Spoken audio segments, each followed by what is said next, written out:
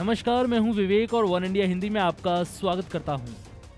चीन और भारत के बीच में स्थिति रणनीतिक हिसाब से महत्वपूर्ण भौगोलिक देश भूटान को प्रधानमंत्री नरेंद्र मोदी ने 4500 करोड़ रुपए की आर्थिक सहायता देने की घोषणा की है।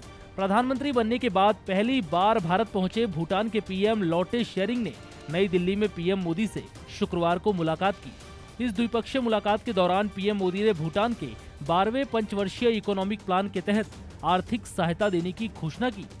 बता दें कि पिछले साल भारत और चीन के बीच डोकलाम गतिरोध के दौरान भूटान भारत के साथ खड़ा था।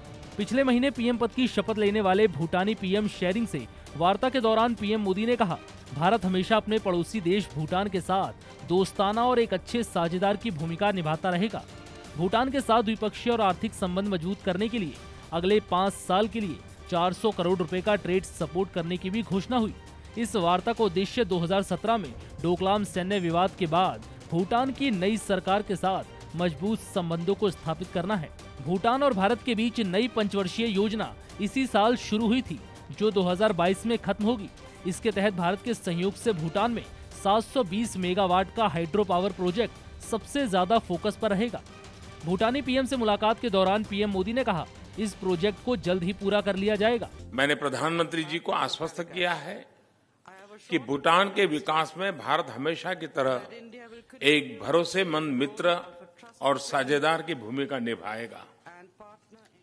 भूटान की 12वीं पंचवर्षीय योजना में भारत 4500 करोड़ रुपए का योगदान देगा। यह योगदान भूटान की आवश्यकताओं और प्राथमिकताओं के अनुरूप होगा। मध्य भूटान के मांगदेछू नदी पर इस हाइड्रो पावर प्रोजेक्ट पर काम चल रहा है।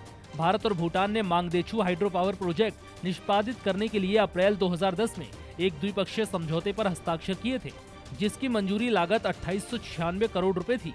भारत का डेबिट और क्रेडिट पेमेंट नेटवर्क रुपए को भूटान में लॉन्च करने के लिए पीएम मोदी ने शेरिंग का शुक्रिया अदा किया। साथ ही जीएसटी की वजह से प्रभावित हुए व्यापारियों की मदद करने के लिए पीएम मोदी ने शेरिंग को आश्वासन दिया। फिलहाल इस जानकारी में इतना ही।